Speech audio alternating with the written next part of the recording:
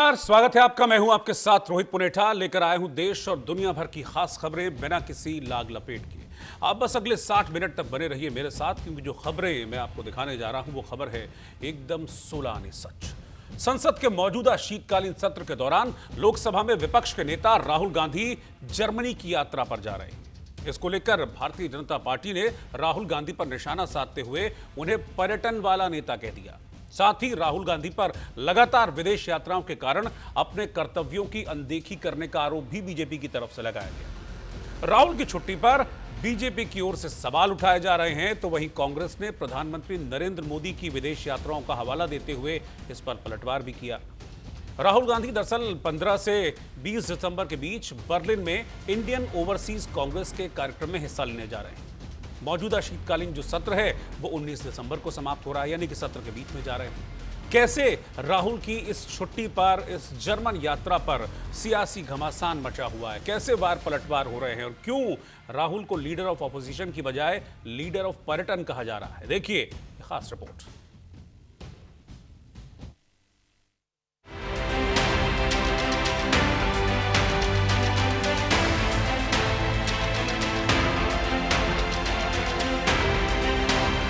राहुल गांधी एक बार फिर से विदेश दौरे पर जा रहे हैं। राहुल संसद सत्र के बीच जर्मनी जाएंगे और हमेशा की तरह इस बार भी इसी बात को लेकर सियासत गरमाई हुई है। बीजेपी जहां उनके दौरे की टाइमिंग और बयानों पर सवाल उठा रही है, वहीं कांग्रेस इसे एलओपी का हक बता रही है। लेकिन बीजेपी ने इस बार तंज कसा कि एक बार फिर हमारे एलओपी संसद सत्र के बीच अवकाश पर निकल रहे हैं। 15 तारीख से वो फिर पार्लियामेंट में नहीं दिखेंगे। वैसे भी वो कम ही संसद में दिखते हैं। हर महत्वपूर्ण समय पर गायब होने की उनकी एक आदत सी बन गई है। उनके लिए एलओपी मतलब लीडर ऑफ पर्यटन है। बीच सत्र में, पार्लियामेंट का सत्र चल रहा है, फिर से जो है अवकाश पर निकल रहे हैं। 15 तारीख से जो है वो पार्लियामेंट में नहीं दिखेंगे। वैसे भी कम दिखते हैं। वंदे मातरम के महत्वपूर्ण चर्चा पे भी नहीं थे। जब वक्त अमेंडमेंट एक्ट पर चर्चा हो रही थी उस दिन भी वो नहीं थे। लेकिन ये पूरा जो एक आदत सी उनकी बन गई है कि हर महत्वपूर्ण समय पर, हर महत्वपूर्ण क्षण पर गायब होने की, इसमें कई सवाल उठते हैं। राहुल गांधी विदेश यात्रा जर्मनी जा रहे हैं 15 तारीख को। राहुल गांधी जी को देश के लोगों से क्या लेने देना, वो राजकुमार हैं, उनको घूमने फिरने से फुर्सत नहीं। इधर कांग्रेस ने इन आरोपों को सिरे से खारिज किया है और प्रियंका गांधी ने जवाब दिया कि पीएम भी आधे समय विदेश रहते हैं। Modi ji spend almost half his working time outside the country. Why are they raising questions on the leader of the opposition traveling? Congress का कहना है कि राहुल गांधी भारत की लोकतांत्रिक परंपरा को मजबूत करने के लिए दुनिया भर में संवाद कर रहे हैं और बीजेपी बेवजह विवाद खड़ा कर रही है। संसद का सत्र महत्वपूर्ण चल रहा होता है और राहुल गांधी जो है विदेशी दौरे पे निकल जाते हैं। पर्यटन विभाग का ऐसा लगता है कि जिम्मेदारी राहुल गांधी संभाली हुई है। तो प्रधानमंत्री जी क्या करते हैं? कितने दौरे हैं प्रधानमंत्री जी के, वो भी गिन लें और उन दौरों से मिलता क्या है वो भी बता दें कि उन दौरों से हमें मिला क्या है, वो भी पता चल जाए ना। तो बताइए तो देश को, माय डियर फ्रेंड ने क्या दिया था आपको। कांग्रेस राहुल का बचाव कर रही है तो बीजेपी का दावा है कि भारत के प्रधानमंत्री का दौरा एक स्टेट विजिट होता है। सरकार के पास पूरा रिकॉर्ड मौजूद रहता है। एक एक मिनट प्रधानमंत्री ने क्या किया, किससे मिले, क्या बात हुई, क्या एजेंडा था। लेकिन राहुल सब गुपचुप करते हैं, देश विरोधी लोगों से मिलते हैं। बीजेपी सवाल पूछ रही है कि राहुल के मिनट्स ऑफ मीटिंग सार्वजनिक क्यों नहीं होते। सरकार को, हमको राहुल गांधी की विदेश यात्रा से हमें कोई अंतर नहीं पड़ता है। अंतर पड़ता है तो कांग्रेस को पड़ता है। अब यहाँ से राहुल गांधी सदन छोड़ के जा रहे हैं। सदन कितना महत्वपूर्ण होता है, देश के नागरिकों की निगाहें सदन पर लगी होती हैं। इस महत्वपूर्ण सदन में जितनी महत्वपूर्ण चर्चाएं हो रही हों, वो सदन छोड़कर जाना और यहाँ से जाकर के कल जाते ही नहीं है, वहाँ जाकर के देश विरोधी गतिविधियों में लिप्त हो जाते हैं। इस तरह के बयान देते हैं जो देश के नागरिकों को ठेस पहुंचती है। तब मैं कहूँगा कि कांग्रेस भी अब राहुल गांधी जी को सही से गंभीरता से लेती नहीं है और आने वाले समय में ये कांग्रेस का जो सफाया हो रहा है, राहुल गांधी जी अभी इसको और हंसी पहुंचाने का काम करेंगे। मैं उनके दौरों की कोई खबर नहीं रखती हूँ और ना ही मैं उनके बारे में कोई न्यूज़ पढ़ती हूँ, बिकॉज उनकी न्यूज़ हमेशा ही ऐसी बेकार ही होती हैं। तो उनके दौरों के बारे में मैं क्या कह सकती हूँ, लेकिन ये सबके लिए बहुत ही प्रत्यक्ष है कि क्यों उनकी जो पार्टी है वो सिंगल डिजिट पे आ गई है। और खैर इस तरह के किरदार पे, इस तरह के चरित्र पे मैं कोई टिप्पणी नहीं करना चाहती। सियासत के बीच असल सवाल यह है कि राहुल गांधी के विदेश दौरे वास्तव में राजनीतिक नुकसान कर रहे हैं या सिर्फ ये एक चुनावी नैरेटिव की लड़ाई है। फिलहाल इतना जरूर साफ है कि ये मुद्दा आने वाले दिनों में और गरमाएगा, क्योंकि जिस दिन एसआईआर को लेकर राहुल गांधी बीजेपी और चुनाव आयोग पर निशाना साध रहे थे, अब बीच चर्चा में विदेश जाने से वो खुद निशाने पर रहने वाले हैं। Bureau report, news India.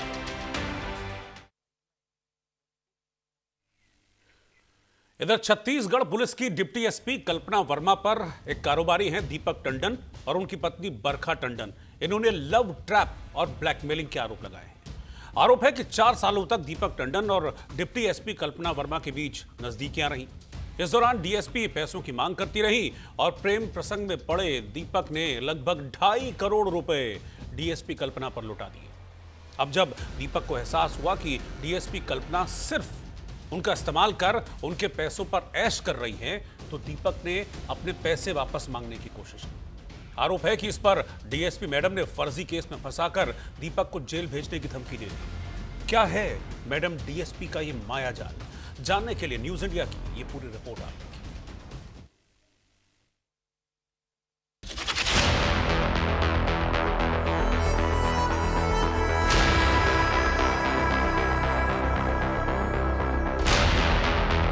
DSP कल्पना वर्मा पर लगा लव ट्रैप का आरोप। छत्तीसगढ़ की डीएसपी पर करोड़ों की ठगी का आरोप। महिला डीएसपी के प्यार में फंसा रायपुर का कारोबारी। पीड़ित बोला करोड़ों की महंगी कार, ज्वेलरी ली, फिर ब्लैकमेल का खेल। कारोबारी डीएसपी के चैट के स्क्रीनशॉट वायरल। यह हैं छत्तीसगढ़ पुलिस की डिप्टी एसपी कल्पना वर्मा, जो दंतेवाड़ा में पोस्टेड हैं। इन पर प्यार, धोखा और ब्लैकमेलिंग के आरोप लगे हैं।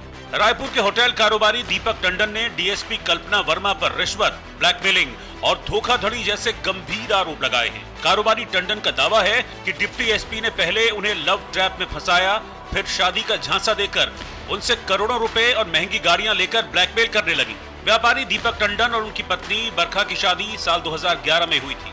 अब दोनों ही ये दावा कर रहे हैं कि दीपक और डिप्टी एसपी कल्पना के 4 साल के संबंध के दौरान 2 करोड़ रुपए से ज्यादा की रकम ली गई। कई बार और पैसों का दबाव भी बनाया गया। दीपक टंडन ने दावा किया कि साल 2021 में उनकी मुलाकात डिप्टी एसपी कल्पना से हुई और गुजरते वक्त के साथ संबंध गहराते गए। आरोप है कि इस रिश्ते के दौरान लगातार पैसों की मांग की जाती रही।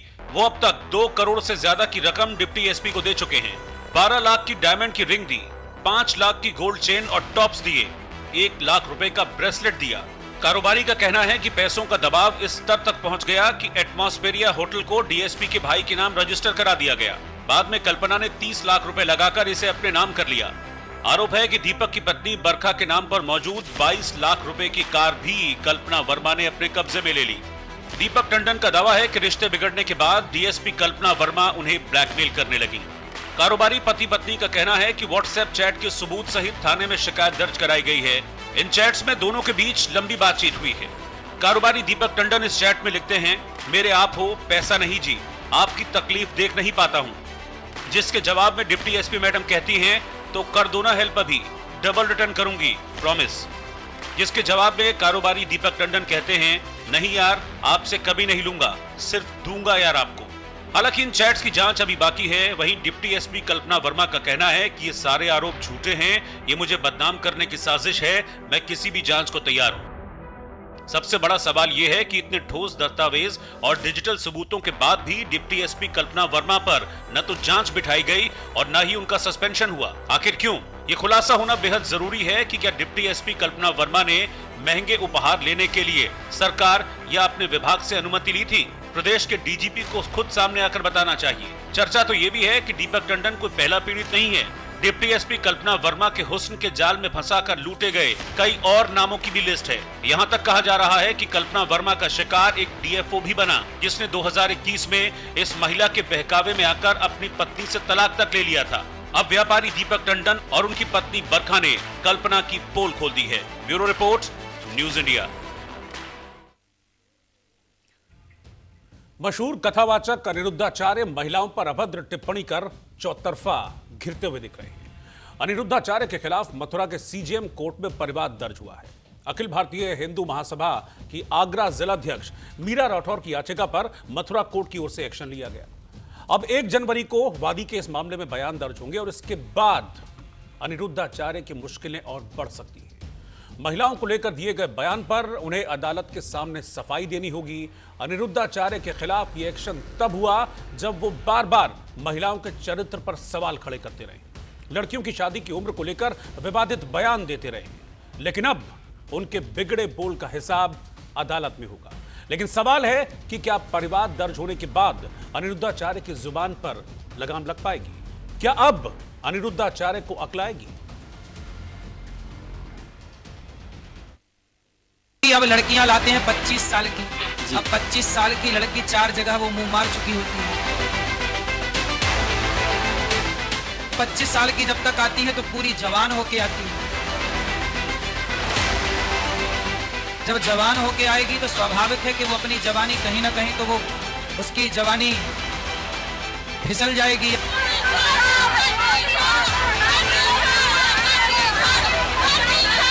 इस पर डिबेट चल रही है कि अनिरुद्धाचार्य ने वैश्या को वैश्या क्यों कहा। वैश्या को वैश्या ना कहें तो पूछे न्यूज वालों से कि क्या कहें। तुम्हारी बहन बेटियों को कपड़ा पहनने कह दिए तो बेशर्म हो गए, तो तुम अपने हाथ से उतार लो। पहले कपड़े उतारने पे महाभारत होते थे और आज कपड़े पहनने का कहो तो महाभारत है। महिलाओं को लेकर कथावाचक अनिरुद्धाचार्य के बिगड़े बोल का यह महज नमूना था। महिलाओं के लिए महाराज की सोच क्या है, यह सिर्फ उनकी एक बानगी थी। लेकिन अनिरुद्धाचार्य की सोच और बार बार महिलाओं के प्रति उनके बिगड़े बोल महाराज की मुश्किलें बढ़ा रहे हैं। महिलाओं पर की गई एक आपत्तिजनक टिप्पणी के मामले में मथुरा की मुख्य न्यायिक मजिस्ट्रेट अदालत ने उनके खिलाफ परिवाद दर्ज कर लिया है। अनिरुद्धाचार्य के खिलाफ यह मुकदमा अखिल भारत हिंदू महासभा आगरा की जिलाध्यक्ष मीरा ठाकुर ने दर्ज कराया है। अनिरुद्धाचार्य के खिलाफ मीरा राठौर ने थाने में शिकायत दी थी। हालांकि केस दर्ज नहीं हुआ। इस पर उन्होंने एसएसपी मथुरा और जिला अधिकारी को लिखित प्रार्थना पत्र दिया। लेकिन जब कहीं कोई कार्रवाई नहीं हुई तो आखिर में मथुरा न्यायालय में कथावाचक अनिरुद्धाचार्य के खिलाफ वाद दाखिल किया गया। मीरा राठौर के वरिष्ठ अधिवक्ता मनीष गुप्ता ने लंबी बहस की। इसके बाद अदालत ने परिवाद को सुनने के लिए 1 जनवरी 2026 की डेट दी है। अब मीरा राठौर ने मांग की है कि कथावाचक अनिरुद्धाचार्य के खिलाफ मुकदमा दर्ज हो और उन्हें जेल भेजा जाए। अनिरुद्धाचार्य महाराज जी हैं जो हमेशा बहन बेटियों के मामले में गलत बोलते रहते हैं, तो मैंने उनके लिए एक तहरीर दी थी वृंदावन थाने में, तो उस पर कोई सुनवाई नहीं हुई। तो उसके मामले में हम कोर्ट चले गए, तो कोर्ट में मैंने मुकदमा दाखिल किया था। तो उसके मामले में तो आज ऐसा आ गया कि शायद समय तो उनने कोर्ट में संज्ञान लिया गया है कि मुकदमा हो सकता है, मगर 1 जनवरी 1 तारीख दे दी गई है। तो आगे देखते हैं क्या होगा। मीरा राठौर की शिकायत पर परिवाद दर्ज होने के बाद अनिरुद्धाचार्य का हिसाब किताब अदालत की चौखट पर होगा। महिलाओं को लेकर बिगड़े बोल पर कथावाचक को जवाब देना होगा। लेकिन ये पहली दफा नहीं है जब अनिरुद्धाचार्य ने अपने बयानों से विवाद खड़ा कर दिया हो, बल्कि विवाद से तो उनका चोली दामन का नाता रहा है। अनिरुद्धाचार्य ने माता सीता और द्रौपदी पर विवादित टिप्पणी की थी। अनिरुद्धाचार्य ने महर्षि वाल्मीकि के संत बनने के पूर्व के जीवन पर भी विवादित टिप्पणी की थी, जिसके बाद उन्हें माफी मांगनी पड़ी थी। अनिरुद्धाचार्य ने एक बार भगवान शिव को कृष्ण का साला बता दिया था, जिससे संत समाज नाराज हो गया था। इसके अलावा दिसंबर 2022 में जयपुर में एक प्रवचन के दौरान अनिरुद्धाचार्य ने लड़कियों पर विवादित टिप्पणी कर डाली। बेटियों को संस्कार दो, चरित्र का संस्कार दो। आजकल की बेटियां पढ़ने लिखने के नाम पर किसी लड़के से मोहब्बत कर लेती हैं, किसी लड़के से जाकर प्यार कर लेती हैं और बाद में उस प्यार के नाम पर उस लड़की के 35 टुकड़े हो जाते हैं। महिलाओं को लेकर अनिरुद्धाचार्य के ऐसे बोल पर उनका काफी विरोध हुआ था। हाल ही में उन्होंने लड़कियों की शादी की उम्र पर अपनी राय रखी तो पूरे देश में इसका विरोध हुआ था। महिलाओं ने सड़कों पर उतरकर अनिरुद्धाचार्य का विरोध किया था और अब तो उन्हें कानूनी दांवपेच का भी सामना करना होगा। लेकिन सवाल है, क्या परिवाद दर्ज होने के बाद अनिरुद्धाचार्य का महिला विरोधी प्रपंच खत्म होगा? क्या महिलाओं को लेकर अनिरुद्धाचार्य की जुबान पर लगाम लगेगी? Bureau report, news India. America में हादसे की ऐसी तस्वीरें सामने आई जिसने एकदम से दहला कर रख दिया। फ्लोरिडा में बीच सड़क पर चलती कार पर एक प्लेन लैंड हो गया और जिसने भी इस तस्वीर को, इस वीडियो को देखा, उसका दिल दहल गया। दरअसल ट्रैफिक में कार चल रही थी और इसी बीच आसमान से अचानक एक विमान नीचे की ओर गिरता हुआ नजर आया और इसके कुछ ही सेकंड बाद जो हुआ उसका वीडियो आप देखिए अपनी टेलीविजन स्क्रीन पर। आप देख पाएंगे वीडियो आपको दहशत से भर देगा। आप भी देखेंगे इस वीडियो को तो हैरान रह जाएंगे क्योंकि गाड़ी की छत पर प्लेन आकर लैंड कर जाता है, गिर जाता है। इस फुटेज में साफ तौर पर देखा जा रहा है कि गाड़ी बीच सड़क पर जा रही थी। इसी बीच आसमान से एक छोटा प्राइवेट विमान तेजी से नीचे की ओर आता है। पायलट विमान पर शायद कंट्रोल खो देता है। इस विमान को देखकर ऐसा ही लग रहा है। उसकी ओर से कोशिश होती है लेकिन वो उसमें कामयाब नहीं हो पाता और फिर विमान एक कार पर लैंड कर जाता है। कार एक 57 साल की महिला चला रही थी जिसकी इस हादसे में मौत हो गई है। हैरानी की बात यह है कि विमान का पायलट इस भयानक दुर्घटना में पूरी तरह से सुरक्षित बच गया। लेकिन आप सोचिए कि उस वक्त जो लोग उस हाईवे से गुजर रहे होंगे, सफर कर रहे होंगे, उनकी क्या हालत हुई होगी जब उन्होंने अपने सर के ऊपर एक विमान को उड़ान भरते हुए देखा। विमान धीरे धीरे अपनी जो हाइट थी उसको लूज कर रहा था और वो धीरे धीरे नीचे आ रहा था। ये पता नहीं चल पा रहा था कि ये विमान ठीक तरीके से लैंड कर पाएगा या नहीं कर पाएगा। लेकिन अचानक से ये विमान एक कार के ऊपर लैंड करता है। लेकिन सबसे दुर्भाग्यपूर्ण इस पूरे हादसे में ये रहा कि जो महिला कार चला रही थी, जिसकी बाद में पहचान की गई 57 साल की एक महिला के तौर पर, इस महिला की मौत हो गई इस हादसे में। और इस हादसे में विमान का पायलट पूरी तरीके से सुरक्षित बच गया। लेकिन इस हादसे की तस्वीरों ने रोंगटे उड़ा कर रख दिए। ये जो आप विमान देख रहे हैं ये छोटे विमान होते हैं जो कि फॉरेन में अक्सर इस तरह के विमानों का इस्तेमाल छोटे ट्रांसपोर्टेशन के लिए किया जाता है। एक जगह से दूसरी जगह अगर 2, 4, 5 लोग जा रहे होते हैं उनके लिए किया जाता है, या फिर फ्लाइट की ट्रेनिंग के लिए कोई विमान उड़ाना अगर सीख रहा है तो उस ट्रेनिंग में भी इस तरह के विमानों का इस्तेमाल किया जाता है।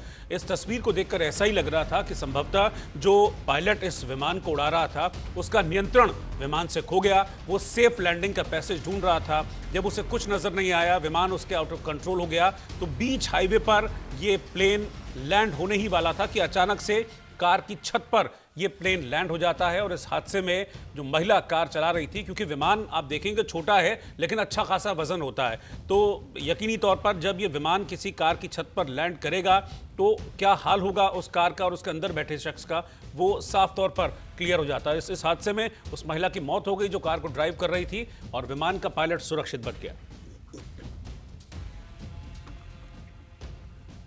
सऊदी अरब का नाम सुनते ही आपके जहन में यकीनन जो तपता हुआ रेगिस्तान है, इस तरह की तस्वीरें उभर कर आती हैं। लेकिन आज इसी रेगिस्तानी इलाके में बाढ़ जैसे हालात दिख रहे हैं। सऊदी अरब के जेद्दा, मक्का और आसपास के इलाकों में सैलाब नुमा कयामत आई हुई है। जेद्दा, मक्का और कई पास के इलाकों में इतनी जबरदस्त बारिश हुई है कि सड़कें चंद मिनटों में तालाब में तब्दील हो गई। रेगिस्तान लबालब पानी से भर गया। तूफान के बाद सऊदी अरब का क्या हाल है, ये रिपोर्ट आप।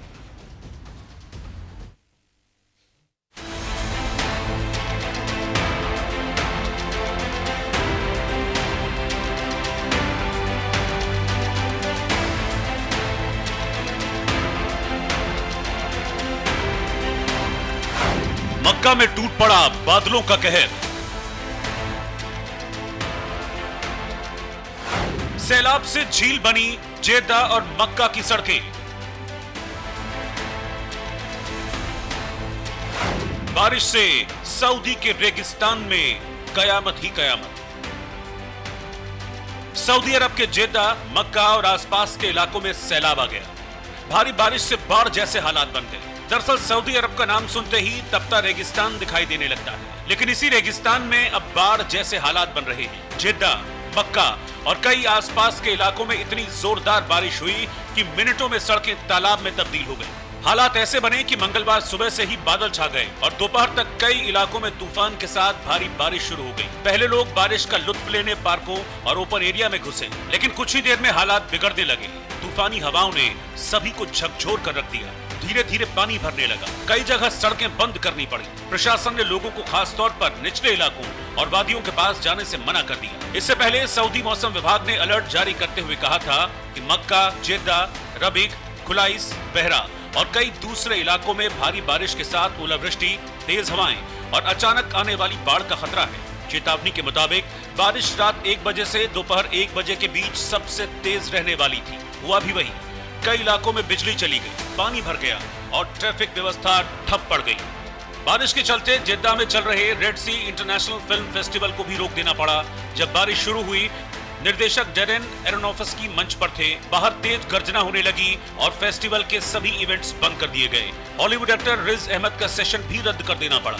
2009 और 2011 में भी ऐसे ही बारिश शहर में जानलेवा बाढ़ देकर आई थी। मौसम विभाग ने चेतावनी दी है कि खराब मौसम अभी खत्म नहीं हुआ है। बुधवार और गुरुवार को भी, अगले 2 दिन भी मदीना, तबुक, अल-जौफ, उत्तरी सीमावर्ती इलाकों और पूर्वी प्रदेश तक बारिश फैल सकती है। कई जगह ओले और धूल भरी हवाएं भी चलने की आशंका है।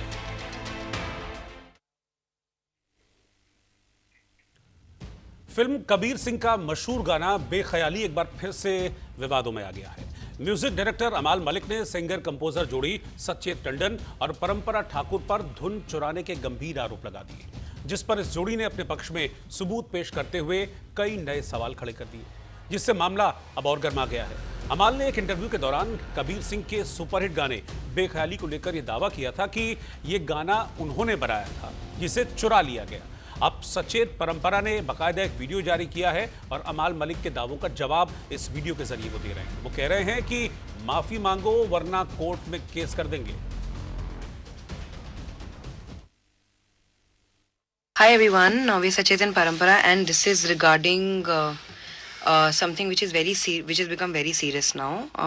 This is regarding Mr. Amal Malik, जो actually हमें कभी लगा नहीं था कि हमें ये सब चीज़ें क्लैरिफाई करनी पड़ेंगी, but this is something that we purely created. बेख्याली के बारे में बात हो रही है, जो कि कुछ टाइम पहले आई थिंक मिस्टर अमाल मलिक क्लेम करते हैं कि उन्होंने बनाया है, या फिर वो ये क्लेम कर रहे हैं कि डायरेक्टर ने उनको आके बोला कि तुम्हारा गाना तो कॉपी हो गया है, विच इज़ एब्सोल्युटली फॉल्स। और ये गाने आप दिखा सकते हैं कि हमारे पास we have all the chats with Amaal Malik, we have all the chats with Kabir Singh team, because the entire Kabir Singh team was there when we created this song. उनके साथ पूरे गाने का प्रोसेस हुआ है.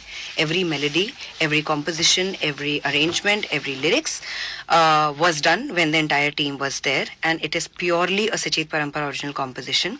And then one more thing which he is claiming कि जो favourites हो जाते हैं किसी के, वो जो लेबल के साथ मिलके, हम तो टी सीरीज के साथ थे भी नहीं, हमने कभी भी we were never part of T series before this ये Kabir Singh happened. And I think he was part of T series. Yeah, he was signed with T series since 2015 if we are not wrong. तब से वो उनका ये claim करना है कि उनका गाना किसी ने व्हाट्सएप पे भेज दिया और किसी ने हमें सुना दिया होगा और all that. We are outsiders. हमें कोई क्यों फेवर करेगा, या हम कहीं बाहर से छोटे टाउन से आए हुए, हमको कोई उनका गाना सुनाएगा और हम उस तरीके से गाना बनाएंगे? Are you serious अमाल मलिक? एंड ऑल्सो अगर मान लेते हैं कि अगर आपका ये कहना है कि अगर हमने आपका गाना चुराया है, तो आप हमें रिलीज के बाद कॉन्ग्रेचुलेशंस क्यों कह रहे हैं? And you're the first one who's texting me and saying कि waiting for your song, and ने कॉन्वर्सेशन स्टार्ट किया। मुझे, मेरे पास आपका नंबर भी नहीं था अमाल मलिक, आपने मुझे कॉल किया था, आपने मुझे टेक्स्ट किया था टेलिंग मी कि waiting for your song, and then उसके बाद कॉन्ग्रेचुलेट करना है और पूछना कि कब आ रहा है आपका डे आफ्टर बेख्याली निकल रहा है आपका। So then you are congratulating me on कि send me the song tags कि मुझे आप भेजिएगा। तुम लोग बहुत कमाल लग रहे हो इस बेख्याली के वीडियो में, आप मुझे भेजिए, मैं शेयर करता हूँ। तो आप ये सब चीजें अगर पूछ रहे हैं और मांग रहे हैं, उसके बाद यू आर नाउ क्लेमिंग आपका गाना मैंने चुराया है। Just trying to say all these things. I'm so sorry, हमें इस इतने नीचे गिरने पड़ रहा है और इस सारी चीजों को ऐसे बताना पड़ रहा है। What we are trying to actually think is, अमाल आपको क्या जरूरत पड़ रही है सब करने की? And you're saying love it.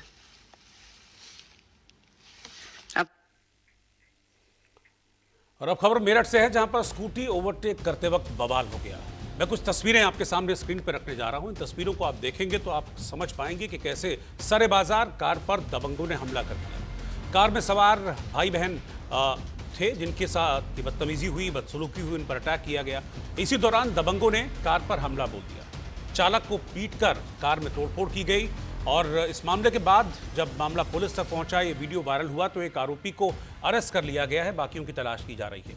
ये जो आरोपी हैं, जो इस तस्वीर में आपको नजर आ रहे हैं, इनके बारे में ये कहा जा रहा है कि ये मेरठ के कुछ लॉ के छात्र हैं, जिन्होंने मेरठ की एक काफ़ी भीड़भाड़ वाली मार्केट है, काफ़ी बड़ी मार्केट है, वहाँ पर इस तरह से मारपीट की है। वहाँ पर कई लोग मौजूद थे, लेकिन किसी ने भी इन हंगामे को रोकने की कोशिश नहीं की।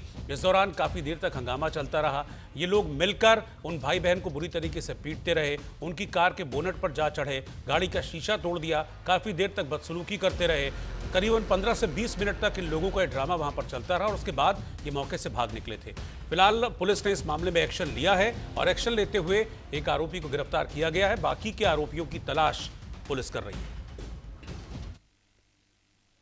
थाना सदर बाजार के फव्वारे चौक के पास कुछ स्कूटी सवार युवकों द्वारा एक कार सवार युवक के साथ मारपीट की गई थी तथा उनकी गाड़ी के शीशे तोड़े गए थे। इस मामले का संज्ञान पुलिस द्वारा लिया गया है। इसमें जानकारी करने पर पाया गया कि स्कूटी सवार युवक और जो कार सवार चालक थे, इनका ओवरटेकिंग को लेकर विवाद हुआ था, जिसके बाद स्कूटी सवार युवकों द्वारा उनका पीछा करके ये घटना कारित की गई है। इसमें तहरीर के आधार पर सुसंगत धाराओं में मुकदमा पंजीकृत किया गया है। इसमें सीसीटीवी के आधार पर एक व्यक्ति की पहचान मुकुल पुत्र अमित त्यागी के रूप में हुई थी। इसमें युवक को गिरफ्तार कर लिया गया है तथा इससे इसके अन्य साथियों के बारे में जानकारी की जा रही है। जो लोग इसमें सम्मिलित थे, उन्हें जल्दी गिरफ्तार कर आवश्यक विधि कार्रवाई की जाएगी। मेरठ में न्यूज इंडिया की खबर का बड़ा असर हुआ है। सदर थाना क्षेत्र का एक वीडियो सोशल मीडिया पर वायरल हो रहा था। वायरल वीडियो के अंदर कुछ दबंग युवक एक कार पर हमला कर रहे थे। आरोप है कि कार के अंदर एक युवती और एक युवक बैठा हुआ था, उनके साथ भी उन्होंने मारपीट की। जब यह वायरल वीडियो न्यूज इंडिया के पास आया तो हमने इसको प्रमुखता से खबर को दिखाया और बार बार दिखाया। मेरठ पुलिस को संज्ञान लेना पड़ा इस खबर का। मेरठ पुलिस ने आज प्रेस वार्ता करते हुए बताया कि हमने 4 आरोपी गिरफ्तार कर लिए हैं। टशनबाजी को लेकर ये सारा विवाद हुआ था। जो पकड़े गए छात्र हैं, चारों छात्र जो हैं LLB के छात्र हैं और मेरठ कॉलेज में पढ़ते हैं। फिलहाल मेरठ पुलिस ने चारों को गिरफ्तार करने के बाद सलाखों के पीछे भेज दिया है। न्यूज इंडिया के लिए मेरठ से सलमान हैदर। पटना पुलिस की गाड़ी ने गलती से यू टर्न ले लिया और वो एक महिला की गाड़ी से टकराते टकराते बची। इसके बाद तो महिला ने जमकर बवाल कर दिया। महिला ने कहा कि अगर उसने गलती की होती तो उसे भारी जुर्माना भरना पड़ता, लेकिन जब गलती पुलिस से हुई है तो फिर कुछ नहीं होता है। महिला ने पूछा कि जब आम लोग ऐसा करते हैं तो उन पर जुर्माना लगा दिया जाता है, तमाम तरह की बातें उनको सुनाई जाती है, लेकिन जब वही गलती पुलिस कर रही है तो पुलिस पर कार्रवाई क्यों नहीं होनी चाहिए। बीच सड़क महिला ने पुलिस को पाठ पढ़ा दिया। देखिए,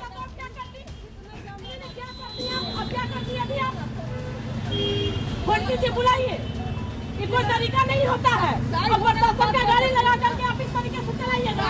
अगर हो जाता तो क्या बोलता कि लड़की गाड़ी चला रही है, ठीक है, और ठोकर के क्या गई है।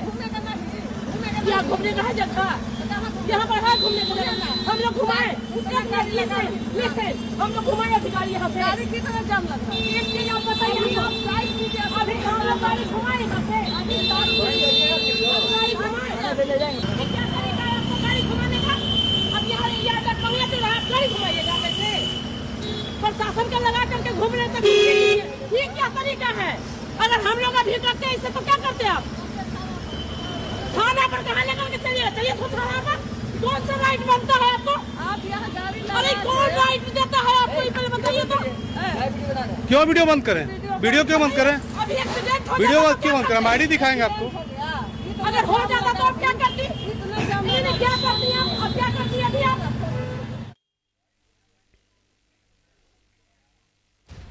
इधर महाराष्ट्र में सभी की नजरें जुन्नर के विधायक पर जाकर टिक गई। जुन्नर के विधायक हैं, नाम है शरद सोनवणे।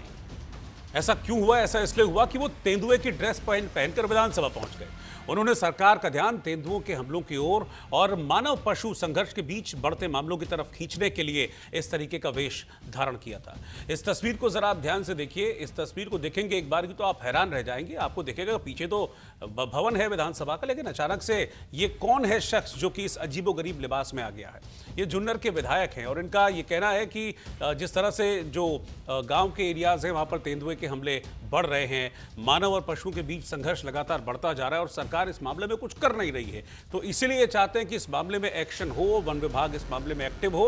इसीलिए एक अनोखे तरीके से इन्होंने प्रदर्शन किया और शेर की, तेंदुए की ड्रेस पहनकर ये विधान भवन पहुंचे और यहां पर अपनी बात इस तरीके से रखकर लोगों का ध्यान आकर्षित करने की कोशिश की। इसके बाद बाकायदा इन्होंने एक प्रेस कॉन्फ्रेंस भी की, वहां पर मौजूद पत्रकारों से भी बातचीत की। देखिए क्या कहा अपनी इस बातचीत में उन्होंने। हमारे महाराष्ट्र में जो लेपर्ड है, वो लेपर्ड बहुत चिंताजनक बात है। आज आफत घोषित होना चाहिए पूरे महाराष्ट्र को, बहुत गंभीर बात है। बहुत सारे लोग मर गए और ज्यादा करके ये सब जो गन्ने की खेती है उसमें उनकी पैदाश है, ये पैदाश बिल्ली जैसी होती है, 5-5, 6-6 बच्चे उनको होते हैं और उसी कारण उनकी अभी बढ़त ज्यादा है। मैं 2014 से लेके आज तक इस बात को छेड़ रहा हूँ, लेकिन गवर्नमेंट को बस वो टाइम पे ध्यान में नहीं आई, लेकिन अभी उनके ध्यान में आ गई है कि कल जो विधान भवन में जो हल्ला हुआ उसके अंदर आधे से ज्यादा जो हमारे जो वहाँ पे जो विधायक है उन्होंने ये बात छेड़ी और आधा घंटा इसके ऊपर बहस हुई। इसी कारण इसको आफत घोषित करना चाहिए गवर्नमेंट को और इमरजेंसी, आफत बोलोगे तो इमरजेंसी घोषित करनी चाहिए तेंदुआ के लेके या बिबट को लेके। और 2 रेस्क्यू सेंटर, एक रेस्क्यू सेंटर जुन्नर में, और दूसरा रेस्क्यू सेंटर जो है वो आइला नगर में, 2 बना के उनको आपको ट्रैप करना पड़ेगा, उठा के उनको अंदर डालना पड़ेगा। और हमारे पड़ोसी मुल्क पाकिस्तान में फिर से राजनीतिक तूफान उठ खड़ा हुआ है। हालांकि वहां पर इस तरह के राजनीतिक तूफान को नई बात नहीं है, क्योंकि वहां पर सब कुछ बड़ा डामाडोल रहता है। मौजूदा जो तूफान है उसकी वजह है 4 बड़े प्रांतों को तोड़ना। दरअसल सरकार ने 4 बड़े प्रांत पंजाब, सिंध, खैबर पख्तूनख्वा और बलूचिस्तान को 12 छोटे छोटे हिस्सों में बांटने की योजना बनाई है। संचार मंत्री हैं पाकिस्तान के अब्दुल अलीम खान। उनके मुताबिक इससे जो प्रशासन है आसान हो जाएगा और पाकिस्तान की जनता को राहत मिलेगी। लेकिन विपक्ष ने इसका विरोध शुरू कर दिया है। सिंध और बलूचिस्तान में अलगाववाद की आग और बढ़ सकती है और अब सवाल यही है कि क्या नए प्रांत पाकिस्तान की समस्याओं को हल कर पाएंगे या फिर पाकिस्तान में एक नए संकट की शुरुआत हो जाएगी।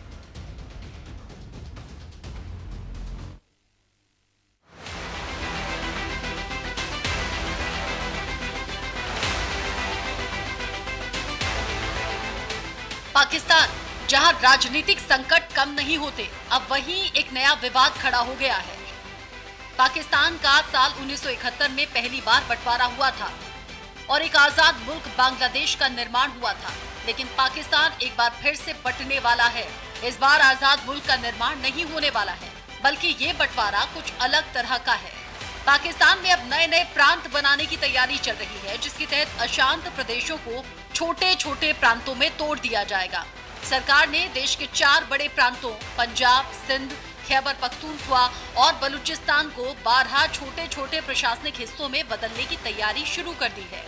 इस बड़े ऐलान की वजह बने पाकिस्तान के संचार मंत्री अब्दुल अलीम खान, क्योंकि उन्होंने कहा कि छोटे प्रांत बनना अब तय है।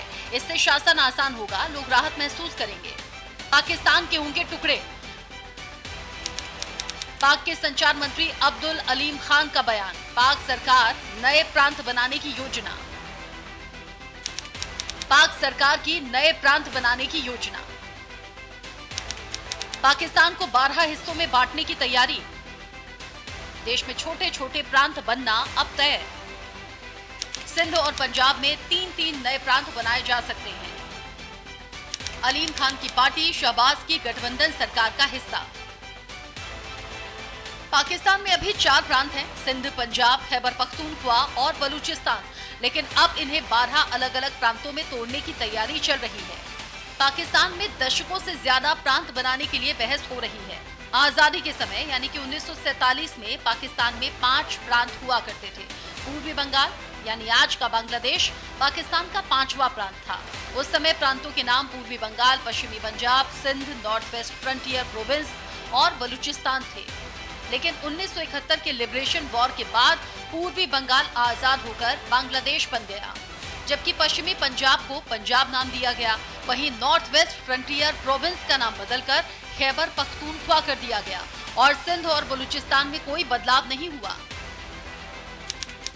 कौन से नए प्रांत बन सकते हैं? पंजाब, उत्तर पंजाब, मध्य पंजाब, दक्षिण पंजाब, सिंध, कराची सिंध, मध्य सिंध, उपरला सिंध, खैबर पख्तूनख्वा, उत्तरी केपी, दक्षिणी केपी, आदिवासी केपी या फाटारी सिंध, बलूचिस्तान, पूर्व बलूचिस्तान, पश्चिम बलूचिस्तान, दक्षिणी बलूचिस्तान। लेकिन ये फैसला इतना आसान नहीं। विपक्ष ने सख्त विरोध शुरू कर दिया है। उनका आरोप है कि सरकार प्रशासन को नहीं, देश को बांटने की तैयारी कर रही है। कई पार्टियों ने इसे पाकिस्तान की सबसे बड़ी राजनीतिक चाल बताया है। सबसे बड़ा तनाव दिख रहा है सिंध और बलूचिस्तान में, जहां पहले से ही अलगाववाद और विद्रोह की आवाजें तेज हैं।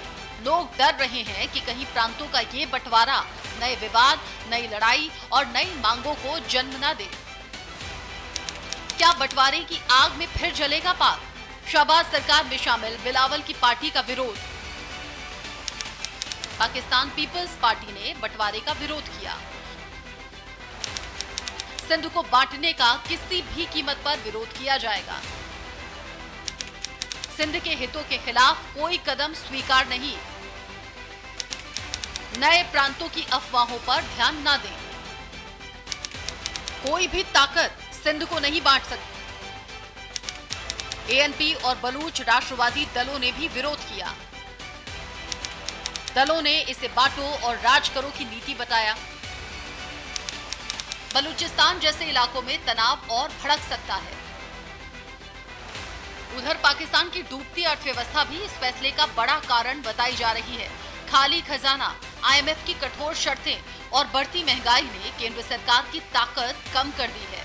छोटे प्रांत बनाकर प्रशासन को हल्का करने की दलील दी जा रही है। अगर ये योजना लागू होती है तो पाकिस्तान की राजनीतिक रफ्तार बदल जाएगी। हर हिस्से में नई असेंबली, नया गवर्नर और नया प्रशासन ढांचा तैयार करना होगा। यानी पाकिस्तान का भविष्य नई सीमाओं, नई सियासत और नए विवादों से भरा हुआ नजर आएगा। लेकिन सवाल वही, क्या छोटे प्रांत वाकई बड़ी समस्याएं हल करेंगे या ये फैसला पाकिस्तान में नए संकट की शुरुआत होगा? Swati Saxena, news India.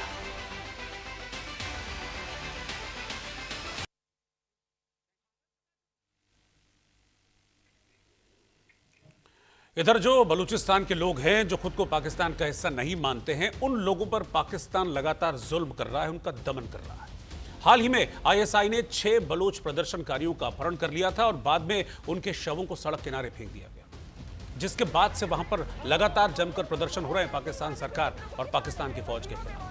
लोग अपनों की तलाश कर रहे हैं, लेकिन पाकिस्तान की पुलिस उन लोगों पर लाठियां बरसा रही है। और इसी बर्बरता की पाकिस्तान की कुछ और तस्वीरें भी सामने आई हैं, जब एक मां अपने बेटे को इन पाकिस्तानी फौजियों से, इन पाकिस्तानी पुलिस वालों से बचाने के लिए भिड़ गई। आप देखिए किस तरीके से बीच सड़क पर एक शख्स को ये पाकिस्तानी पुलिस वाले बुरी तरह से पीट रहे थे और एक महिला इनसे बार बार गुजारिश कर रही थी, कह रही थी कि बेहोश हो जाएगा, मत मारो, छोड़ दो, लेकिन ये उसको मारते रहे। तस्वीर आप देखिए। और इसीलिए बलूचिस्तान की जो पब्लिक है, जनता है, वो कहती है कि हम पाकिस्तान का हिस्सा नहीं है और इसीलिए पाकिस्तानी फौज के साथ कत्लेआम मचाते हैं लोग।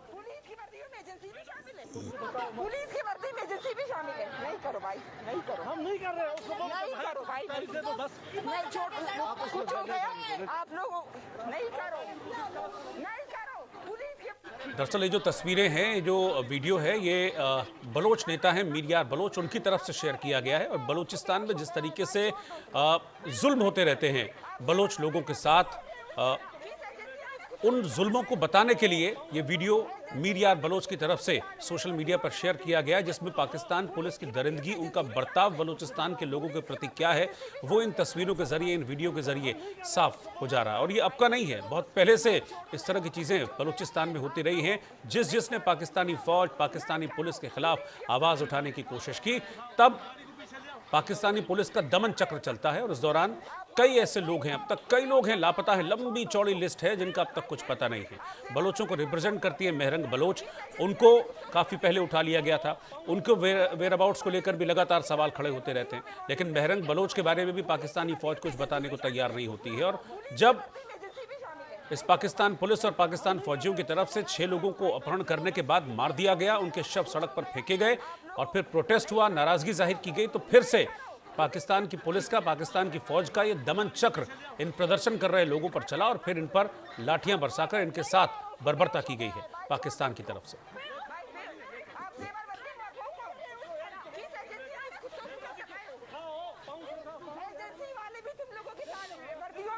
ठीक है, पुलिस की वर्दियों में एजेंसी भी शामिल है, पुलिस की वर्दी में एजेंसी भी शामिल है। नहीं करो भाई, नहीं करो, हम नहीं कर रहे, नहीं करो भाई, नहीं छोड़, कुछ हो गया आप लोग, नहीं करो, नहीं करो, पुलिस की गाड़ी को पीछे ले आओ, कर रहे हो ना आप, मार रहे हो, नहीं मारो उसको। लेकिन इसके बावजूद जो पाकिस्तानी पुलिस है वो रुकने का नाम नहीं ले रही है और यही वजह है कि जो बलूचिस्तान है, बलोच के नेता हैं, वो खुद को पाकिस्तान से अलग कहते हैं और अलग देश की मांग करते हैं। इधर पाकिस्तान की नेशनल असेंबली में कुछ ऐसा हुआ कि पूरे पाकिस्तान को फजीहत झेलनी पड़ी, नाक कट गई पाकिस्तान। यहां पर संसद के स्पीकर अयाज सादिक हाथ में कुछ कैश लहरा रहे थे संसद के अंदर। जैसे ही उन्होंने बताया कि ये कितने पैसे हैं, कितने नोट हैं, देखते ही देखते सांसदों की लाइन लग गई और सब कहने लगे कि ये नोट मेरे हैं, ये नोट मेरे हैं। इस घटना का वीडियो सोशल मीडिया पर आया तो वायरल होते देर नहीं लगी। सदन के फर्श से 10 पाकिस्तानी 5,000 रुपए के नोट स्पीकर को मिले थे। फिर स्पीकर ने ऐसे नोट उठाए, अपनी चेयर पर बैठे बैठे कहा कि भाई ये किसके नोट हैं, मुझे मिले हैं, जिसके भी हैं बता दीजिए, हाथ उठा दीजिए। सदन के भीतर आप यकीन मानेंगे, सदन के अंदर जितने सांसद बैठे हुए थे सबने हाथ उठा दिए कि मेरे हैं, मेरे हैं। ये है पाकिस्तान का कैरेक्टर। रिपोर्ट देखिए आप।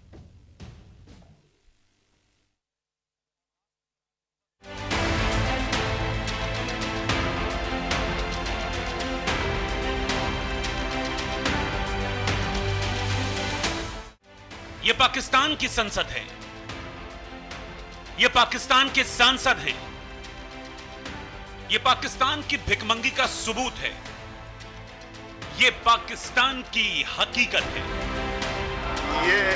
ये किसी के पैसे गिर गए, ये को 10-12 हाथ खड़े हो गए। पैसे इतने नहीं है जितने लोगों के हाथ खड़े, ये तो सारे हाउस के हाथ खड़े हो गए। ये थैंक यू जो भी मुझे दे के गया। पाकिस्तान की संसद का यह वीडियो सोशल मीडिया पर जबरदस्त वायरल है। क्या गरीबी है, क्या बदहाली है, क्या मजाक है।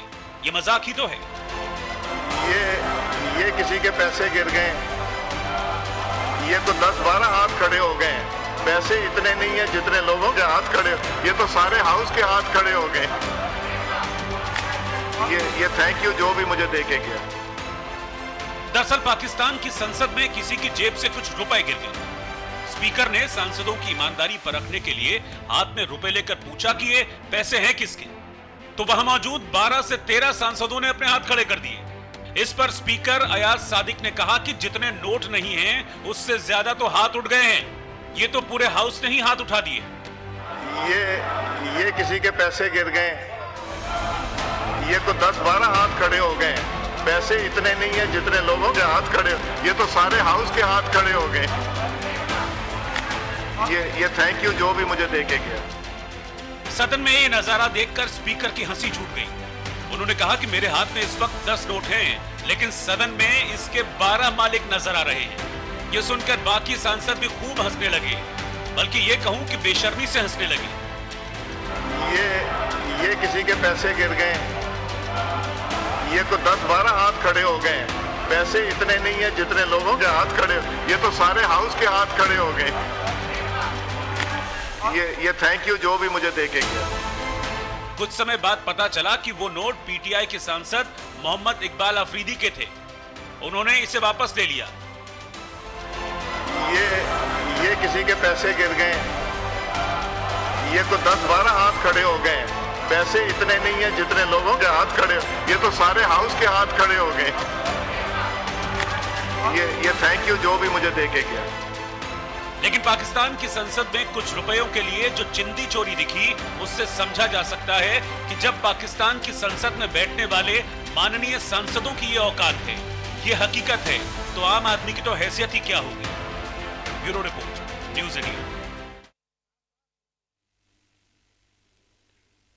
पाकिस्तान की खैबर पख्तूनख्वा की पुलिस को कई महीनों से वेतन नहीं मिला है, सैलरी नहीं मिली है। एक वीडियो वहां का वायरल हो रहा है पाकिस्तान के केपीके यानी कि खैबर पख्तूनख्वा का, जिसमें एक पुलिस वाला ये कहता हुआ दिखाई दिया कि 6 महीने हो गए हमारा वेतन यानी कि हमारी सैलरी और सेवा विस्तार लंबित पड़ा हुआ है, हम लगातार दबाव में काम कर रहे हैं, हमारा अपमान किया जा रहा है जब हम तनख्वाह मांगते हैं। फिर आगे वो कहता है अपने इस वीडियो में, अल्लाह हमें सही रास्ते पर बने रहने के लिए हमारा मार्गदर्शन करे, यानी कि अल्लाह हमको सही राह दिखाए। वो कहता है कि सेवा करना जारी रखता हूं, फिर भी पीने के पानी जैसी बुनियादी जरूरतें भी हम लोगों को नहीं मिल पा रही। और भी लंबी चौड़ी बातें की हैं इसने और कोसता हुआ नजर आया है पाकिस्तान की सरकार को, पाकिस्तान के हुक्मरानों को। देखिए जरा आप किस तरीके से ये अपनी मजबूरी तो बयां कर रहा है, लेकिन अपनी मजबूरी को बताने में पाकिस्तान की बदहाली और पाकिस्तान में किस तरीके से सब कुछ बिखरा हुआ है, सरकार के नाम पर कुछ नहीं है, ये पुलिसकर्मी सारी कहानी बता गया। इस तरह अर्ज करते हुए काफी अरसा हो गया, 6 महीने गुजर गए, ना हमारी तनख्वाह की फिक्र किसी को है, ना हमारी जो एक्सटेंशन थी उसकी कोई फिक्र नोटिफिकेशन हुई है, ना दफ्तर की तरफ से कोई हमें ये दिखाया जा रहा है कि भाई आप लोगों का काम ये हो रहा है, ये प्रोसेस में ये हो रहा है, वो हो रहा है। बीओडी मीटिंग कब होगा? ये बीओडी मीटिंग 7-8 महीने हो गए। बीओडी मीटिंग बुलाने का तो डीजी का काम है, डायरेक्टर का काम है, उसके वो नीचे जो है डिप्टी कमांडेंट का काम है, वो जाके पर्सनली से मिले कि सर ये लड़कों का ये मसला है। हम थक गए हैं, लोगों के ताने सुन के थक गए हैं। हम ऐसे परेशानी हालात में कि अल्लाह हमें कोई गलत कदम उठाने से हमें बचाए। तो पाकिस्तान में इस वक्त हालात यह है कि चौतरफा पाकिस्तान में आग लगी हुई है। बलूचिस्तान और खैबर में रोज मुनीर की सेना मारी जा रही है। अफगानिस्तान से भी शहबाज सरकार की तनातनी है। इन सब के बीच इमरान खान को लेकर पूरे पाकिस्तान में एक जंग जैसा माहौल बना हुआ है। आदियाला जेल इमरान की बहनें पहुंच रही हैं, लेकिन उनकी मुलाकात नहीं कराई जाती है। पिछली बार जब इमरान खान की मौत की खबरें फैली थी, तब जाकर जेल प्रशासन ने जैसे तैसे कोर्ट के इंटरफेरेंस के बाद इमरान खान की मुलाकात उनकी एक बहन से कराई थी। लेकिन फिर से मुनीर के इशारे पर वही हो रहा है जो पहले हो रहा था, यानी कि इमरान खान से अब उनके परिवार को नहीं मिलने दिया जा रहा। इमरान की बहनों पर जुल्म की इंतहा हो रही है और जेल के अंदर इमरान खान को परेशान किया जा रहा है। इसका खुलासा खुद इमरान खान की बहन कर रही है। अब सवाल यह है कि इमरान से मुनीर शहबाज इतना खौफ क्यों खा रहे हैं और क्या जेल के अंदर कुछ प्लानिंग चल रही है कि इमरान खान को मुनीर जिंदा वापस नहीं आने देंगे जेल से बाहर। ये खान साहब की बहनें गिरी हुई,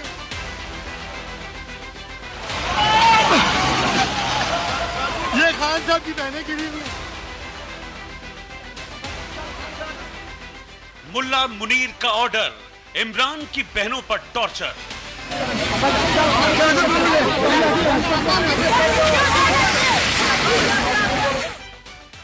आधी रात बहनों पर अत्याचार, ठंड में पानी की बौछार।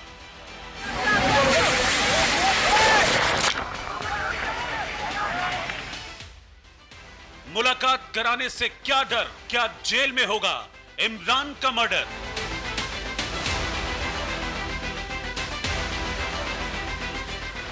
बहनों पर बेपनाह टॉर्चर, मुनीर करेगा इमरान का मर्डर। पाकिस्तान में शहबाज शरीफ सरकार और आर्मी चीफ आसिम मुनीर की सेना पर इमरान खान की पार्टी भड़की हुई है। आदियाला जेल के बाहर इमरान खान की बहनों और समर्थकों पर कड़ाके की ठंड में वाटर कैनन, लाठीचार्ज और गोले दागे गए।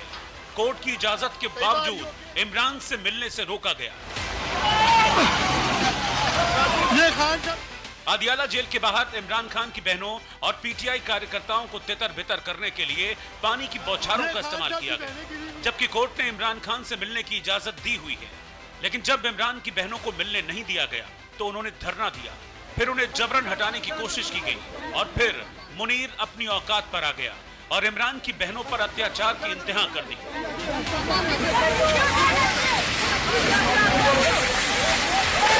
सरकारी मुलाजिम टीवी के ऊपर बैठ के होता कौन है 90% लोगों की आवाज़ और नुमाइंदे के बारे में इस किस्म की बात करने।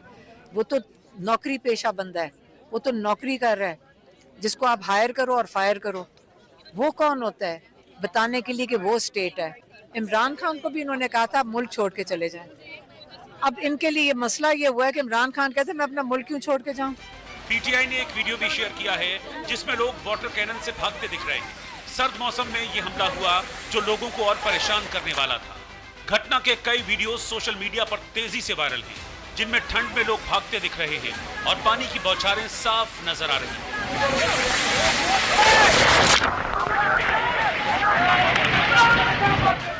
दरअसल कोर्ट के आदेश के बावजूद भी पाकिस्तान सरकार इमरान खान को उनके परिवार से मिलने नहीं दे रही। मंगलवार को इमरान खान की बहन अलीमा ने जेल गेट पर धरना देते हुए गंभीर आरोप लगाया कि उनके भाई को पिछले कई महीनों से गैर कानूनी तरीके से आइसोलेशन में रखा हुआ है और उन पर शारीरिक के साथ साथ मानसिक टॉर्चर भी किया जा रहा है। जिस तरह से इमरान खान के लिए उनके चाहने वाले पार्टी के कार्यकर्ता विरोध प्रदर्शन कर रहे हैं, उसे देखकर लगता है कि वो दिन दूर नहीं जब इमरान के नाम पर पाकिस्तान में कोहराम मच जाएगा और इसका अंदाजा शहबाज मुनीर दोनों को है। इससे पहले ही इमरान की पार्टी और उनका सियासी करियर खत्म करने की तैयारी हो रही है, जिसके तहत इमरान की पार्टी पीटीआई को बैन करने की रणनीति पर काम हो रहा है। इमरान और उनकी बहनों को गद्दार ठहराया जाएगा। पाकिस्तान की पंजाब असेंबली में पीटीआई पर बैन का प्रस्ताव पास हो गया है। पाक फौज ने इमरान को मुल्क के लिए खतरा करार दे दिया है। मुनीर अब पाकिस्तान में सबसे शक्तिशाली है और मुनीर के सबसे बड़े दुश्मन हैं इमरान खान। ऐसे में अगर इमरान जेल से सही सलामत बाहर आ जाते हैं तो शहबाज के साथ साथ मुनीर के साम्राज्य के लिए काल साबित हो सकते हैं। ऐसे में जेल के अंदर ही इमरान को इस कदर तोड़ने की कोशिश हो रही है जिससे इमरान अगर जेल के बाहर जिंदा आ भी जाएं तो सियासी तौर पर कुछ न कर पाए। अब सवाल यह है कि क्या मुनीर की ये नापाक मुरादें पूरी होंगी या फिर इमरान की बहनें और समर्थक उन्हें रिहा कराने में कामयाब होंगे, क्योंकि जब तक इमरान जिंदा हैं तब तक मुनीर और शहबाज चैन से तो नहीं रह पाएंगे। Bureau report, news India. और 16 ने सच में इसी के साथ आज के लिए फिलहाल इतना ही। बाकी की खबरों के लिए आप लगातार बने रहिए न्यूज़ इंडिया के साथ। इस वक्त मुझे इजाजत दीजिए। नमस्कार।